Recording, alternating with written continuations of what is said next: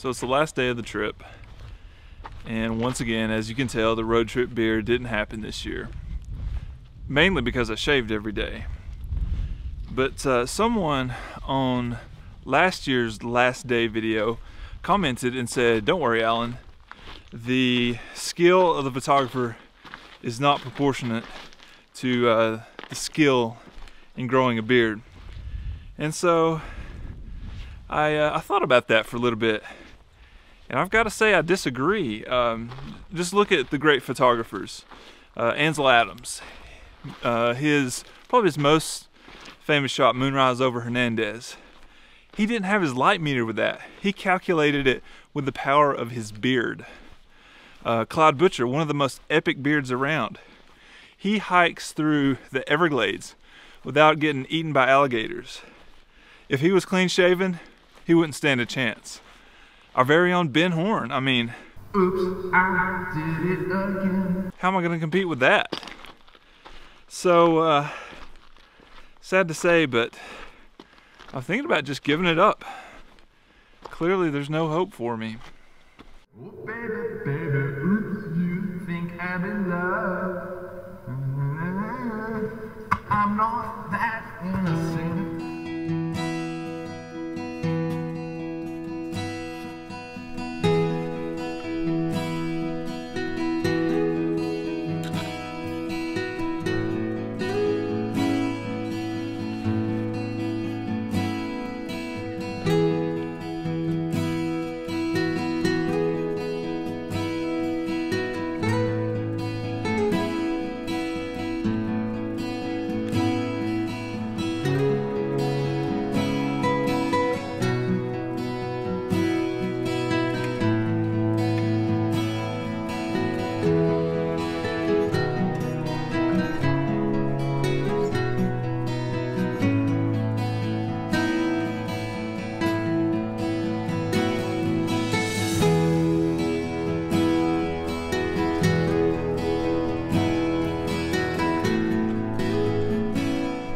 Things I've really enjoyed doing this year is revisiting some old shots and see how they've changed. And one of the most drastic changes is where I shot Autumn's Procession.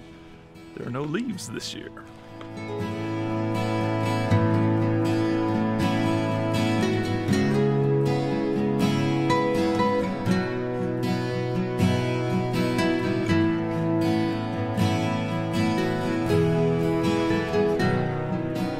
Alright, so extremely eagle-eyed viewers will notice that it was about this time last year where we had the day where it snowed and Clear Creek filled with water, and I talked about my poles being washed away.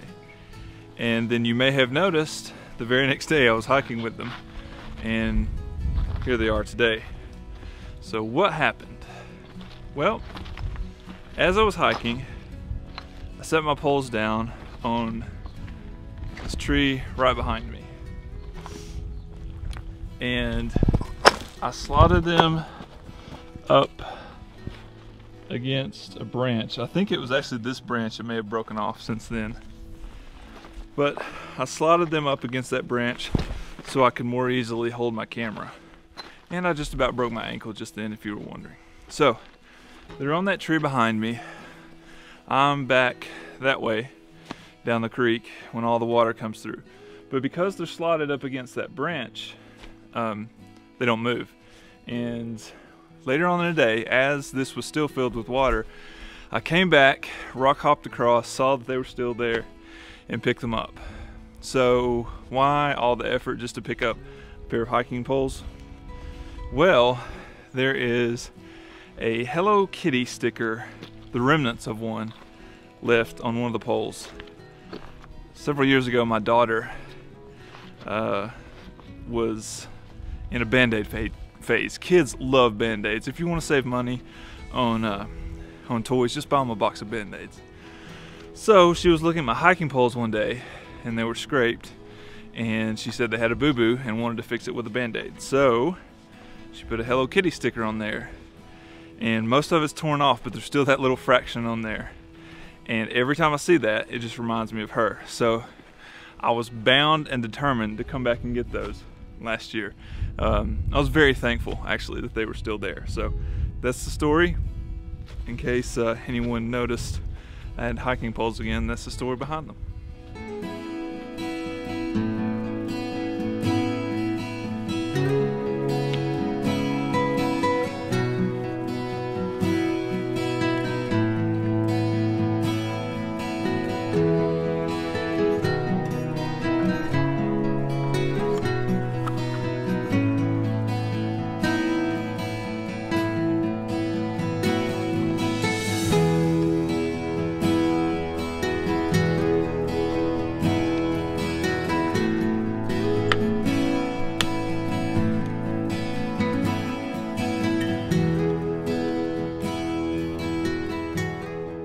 So one of my biggest pet peeves is taking unexposed film out of the film holder and putting it back in the box for the trip home. So I had 19 sheets of film loaded today. It's an odd number because I took one shot at the Towers of the Virgin and didn't have time to take doubles. So my audacious goal for the day was to take 9 compositions. I would probably shoot triples on 1 composition, but yeah, 9 compositions today. I'm 2 compositions deep and 9 ain't gonna happen.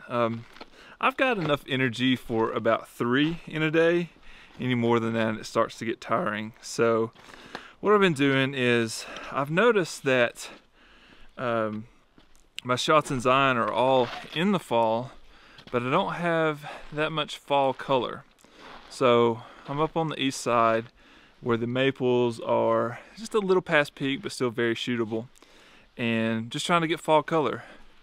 What you see behind me is the shot I just took.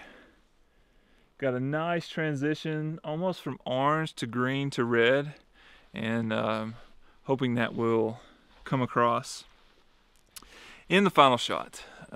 Took 3 sheets of Velvia on it just to use up all my Velvia. I'm pretty confident of the exposure. That log behind me, that's where I had my camera set up when I had to run back and get it last year. So anyway, just checking that out.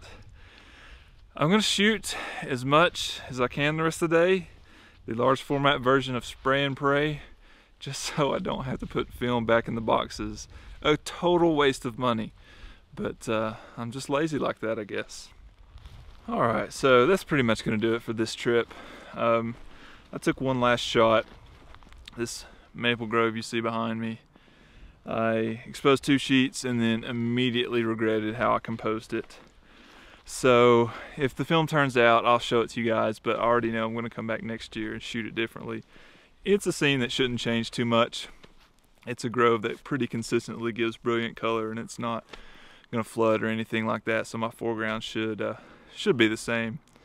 But as always, it has been a great trip. My parents loved it, which is kind of what I was hoping, but I kind of expected they would too. It was really fun to see their reaction. Just everything we drove by, they were saying, "Oh, look over here, look over here." So that was a lot of fun, just to see how much they enjoyed it here. And honestly, I got to photograph just about as much as I normally do on any other trip, so I was pleasantly surprised by that. But anyway, thanks for watching. I'm gonna go, I think some of my other large format friends are starting to filter in the park, so I'm gonna go see if I can find them and say hi before I leave and wish them luck. It looks like the first week in November is gonna be just spot on for color this year. I was a little bit early, but had enough to shoot. But anyway, been a good trip, and we'll see you in Zion next year.